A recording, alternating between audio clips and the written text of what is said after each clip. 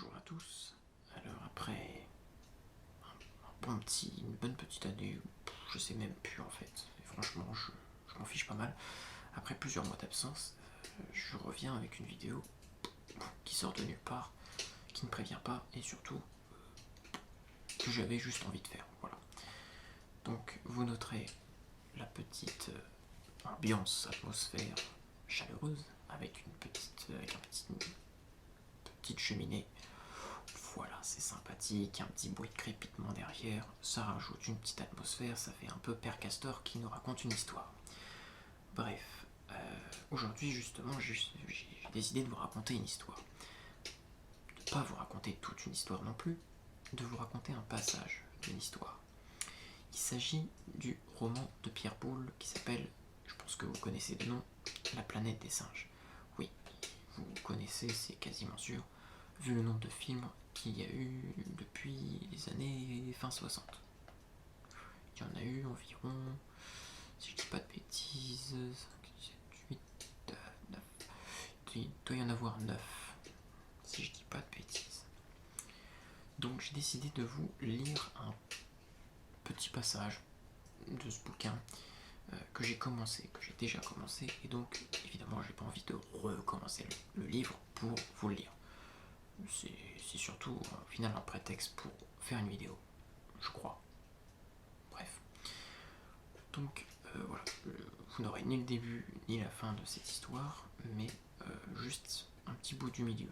Et ça sera à vous de vous replonger, d'essayer de vous plonger dans cette histoire de manière in medias res, quoi. Vraiment en plein milieu de l'action, dès le début. Et voilà. Donc on va commencer tout de suite avec le chapitre 11. J'étais anéanti. Les événements de ces deux journées avaient brisé mon corps et plongé mon esprit dans un désarroi si profond que j'avais été incapable jusqu'alors de déplorer la perte de mes camarades et même de me représenter d'une manière concrète tout ce qu'impliquait pour moi la détérioration de la chaloupe. J'accueillis avec soulagement la pénombre totale, puis l'isolement, dans l'obscurité presque totale qui suivit, car le soir tomba très vite et nous roulâmes toute la nuit. Je m'ingéniais à chercher un sens aux événements dont j'avais été le témoin. J'avais besoin de ce travail intellectuel pour échapper au désespoir qui me guettait, pour me prouver que j'étais un homme, je veux dire un homme de la terre, une créature raisonnable, habituée à découvrir une explication logique aux caprices en apparence miraculeux de la nature, et non une bête traquée par des singes évolués. Je repassais dans ma tête toutes mes observations, souvent enregistrées à mon insu. Une impression générale les dominait toutes. Ces singes, mâles et femelles, gorilles et chimpanzés, n'étaient en aucune façon ridicules. J'ai déjà mentionné qu'ils ne m'étaient jamais apparus comme des animaux déguisés, comme les singes savants qu'on montre dans nos cirques. Sur Terre, un chapeau sur la tête d'une guenon est un spectacle hilarant pour certains, pour moi pénible.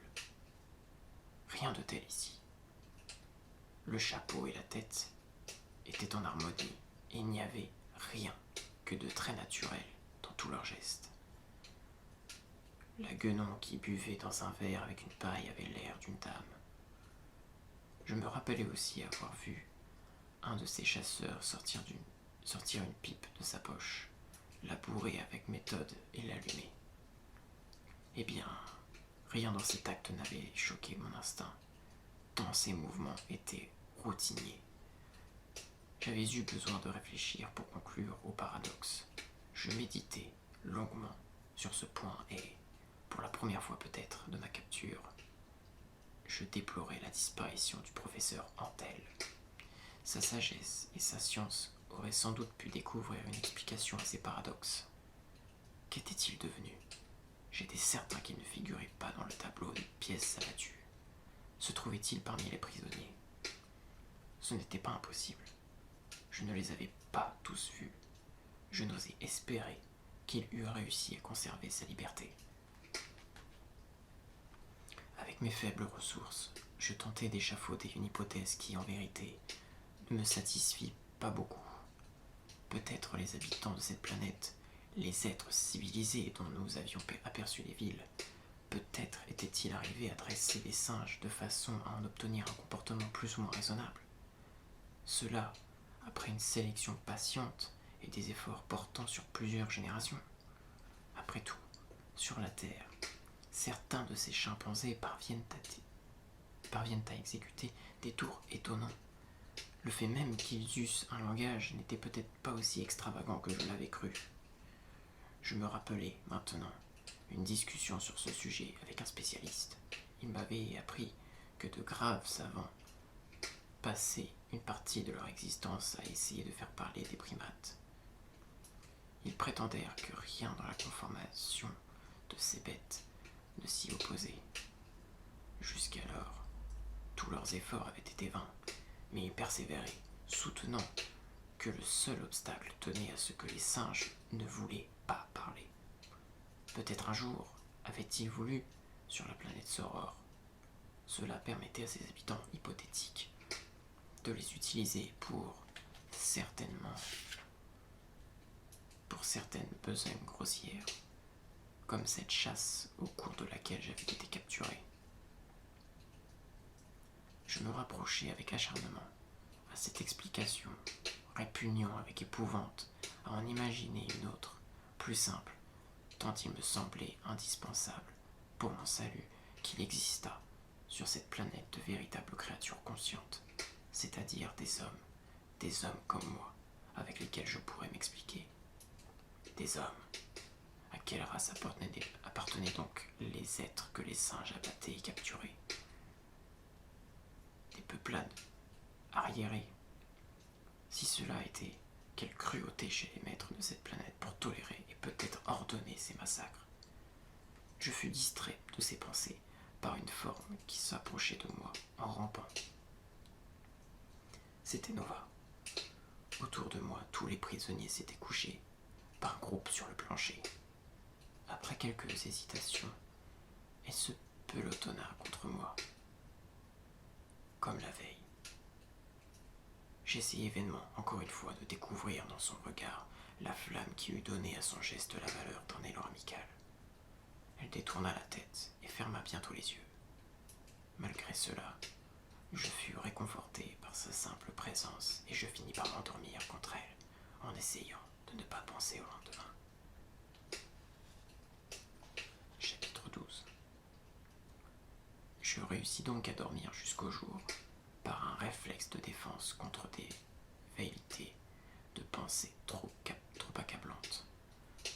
Mon sommeil fut cependant coupé de cauchemars fiévreux où le corps de Nova m'apparaissait comme celui d'un monstre serpent enroulé autour du mien. J'ouvris les yeux au matin. Elle était déjà éveillée. Elle s'était un peu écartée de moi et m'observait de son regard éternellement perplexe.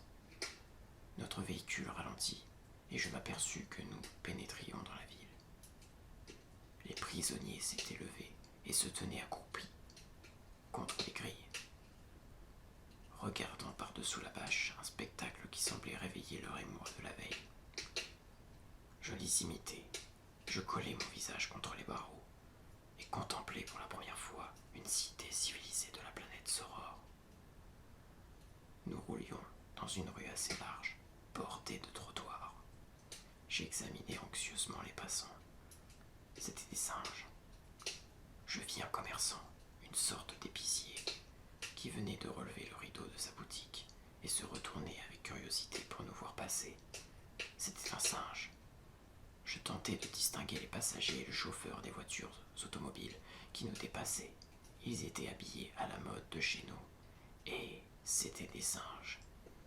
Mon espoir de découvrir une race humaine civilisée devenait chimérique. Et je vécus la fin du trajet dans un morne découragement. Notre chariot ralentit encore. Je remarquai alors que le convoi s'était disloqué pendant la nuit, car il ne comportait plus que 2 véhicules, les autres ayant dû prendre une autre direction. Après Après avoir franchi une porte cochère, nous nous arrêtâmes dans une cour. Des singes nous entourèrent aussitôt et s'employèrent à calmer l'agitation grandissante des prisonniers par quelques coups de pique. La cour était entourée de bâtiments à plusieurs étages, avec des rangées de fenêtres toutes semblables. L'ensemble suggérait un hôpital, et cette impression fut confirmée par la venue de nouveaux personnages qui s'avançaient à la rencontre de nos gardiens. Ils portaient tous une blouse blanche et un petit calot, comme des infirmiers. C'étaient des singes. Ces singes, tous gorilles et chimpanzés. Ils aidèrent nos gardiens à décharger les chariots. Nous fûmes extraits de la cage, un par un, fourrés dans un grand sac et emmenés à l'intérieur du bâtiment. Je n'opposais aucune résistance et me laissai transporter par 2 gorilles vêtus de blanc. Pendant plusieurs minutes, j'eus l'impression que nous suivions de longs couloirs et montions des escaliers. Enfin, je fus déposé sans douceur sur le parquet, puis, le sac ouvert, projeté dans une autre cage, fixe cette fois, au plancher recouvert d'une litière de paille et où j'étais seul. Un des gorilles verrouilla la porte avec soin. La salle où je me trouvais contenait un grand nombre de cages semblables à la mienne, disposées sur 2 rangées et donnant sur un long passage. La plupart étaient déjà occupées, certaines par mes compagnons de la razzia qu'on venait d'amener là, d'autres par des hommes et des femmes qui devaient être prisonniers depuis longtemps. On reconnaissait ceux-ci à une certaine allure résignée. Ils regardaient les arrivants d'un air désabusé, dressant à peine l'oreille quand l'un d'eux poussait des gémissements plaintifs. Je remarquai aussi que les nouveaux étaient placés, comme moi, dans une cellule individuelle, alors que les anciens étaient généralement réunis par couple. Passant le nez entre 2 barreaux, j'aperçus une cage, plus grande au bout du couloir, contenant un grand nombre d'enfants. Contrairement aux adultes, ceux-ci paraissaient très surexcités par l'arrivée de notre fournée. Ils gesticulaient, se bousculaient et faisaient mine de secouer les grilles en poussant des petits cris comme de jeunes singes querelleurs. Les 2 gorilles revenaient, portant un autre sac. Mon ami Nova en sortit et j'eus encore la consolation de l'avoir placée dans la cage située juste en face de la mienne. Elle protesta contre cette opération à sa manière particulière, tentant de griffer et de mordre. Quand la grille fut refermée, elle se précipita contre les barreaux au bout d'1 minute de ce manège. Elle m'aperçut, s'immobilisa et haussa un peu le cou, comme un animal surpris. Je lui fis un demi-sourire et un petit geste de la main, qu'elle essaya d'imiter avec maladresse, ce qui me remplit le cœur de joie. Je fus distrait par le retour des 2 gorilles en blouse blanche. Le déchargement devait être terminé, car ils ne portaient aucun fardeau. Mais ils poussaient devant eux un chariot chargé de nourriture et de seaux d'eau qu'ils distribuaient aux prisonniers, ce qui ramena le calme parmi eux. Ce fut bientôt mon tour. Pendant qu'un des gorilles montait la garde, l'autre pénétra dans ma cage et plaça devant moi une terrine contenant la pâtée, quelques fruits et un seau. J'avais décidé de faire mon possible pour établir un contact avec ces singes, qui paraissaient bien les seuls êtres civilisés et raisonnables de la planète. Celui qui m'apportait à manger n'avait pas l'air méchant. Observant ma tranquillité, il me tapota même l'épaule d'un geste familier. Je le regardai dans les yeux, puis, sortant la main de ma poitrine, je m'inclinai cérémonieusement. Je lus une immense surprise sur son visage en relevant la tête. Je lui souris alors, mettant toute mon âme dans cette manifestation. Il était prêt de sortir. Il s'arrêta, interloqué, et poussa une exclamation. J'avais enfin réussi à me faire remarquer. Voulant confirmer mon succès en montrant toutes mes capacités, je prononçai assez stupidement la première phrase qui me vint à l'esprit. « Comment allez-vous ? Je suis un homme de la terre. » Le sens n'avait pas d'importance. Il me suffisait de parler pour lui dévoiler ma véritable nature. J'avais certainement atteint mon but. Jamais stupéfaction pareille ne s'inscrivit sur les traits d'un singe. Il en resta le souffle coupé et la bouche ouverte, ainsi que son compagnon. Tous deux commencèrent à mi-voix une conversation rapide, mais le résultat ne fut pas celui que j'escomptais. Après m'avoir dévisagé d'un air soupçonneux, le gorille se recula vivement et sortit de la cage, qu'il referma avec encore plus de soin qu'auparavant. Les deux singes se regardèrent alors un instant, puis éclatèrent d'un énorme rire. Je devais représenter un phénomène vraiment unique, car ils n'en finissaient pas de s'ébobir à mes dépens. Ils en avaient les larmes aux yeux, et l'un d'eux dut poser la marmite qu'il tenait pour sortir son mouchoir. Ma désillusion fut telle que j'entrai d'un seul coup dans une épouvantable fureur. Je me mis, moi aussi, à secouer les barreaux, à montrer les dents et à les injurier dans toutes les langues que je connaissais. Quand j'eus épuisé mon répertoire d'invectives, je continuai à hurler des sons indistincts, ce qui eut pour seul résultat de leur faire hausser les épaules. J'avais tout de même réussi à attirer l'attention sur moi. En s'en allant, ils se retournèrent plusieurs fois pour m'observer. Quand j'avais fini par me calmer, à bout de force, je vis l'un d'eux sortir un carnet de sa poche et y inscrire quelques notes, après avoir relevé avec soin un signe marqué sur un écriteau au sommet de ma cage, que je supposais être mon numéro. Ils partirent. Un moment agités par ma démonstration, les autres prisonniers s'étaient remis à leur repas. Il n'y avait rien d'autre à faire pour moi. Manger et me reposer, en attendant une occasion plus favorable de révéler ma noble essence. J'avalai encore une bouillie de céréales et de quelques fruits succulents. En face de moi, Nova s'arrêtait parfois de mâcher pour me lancer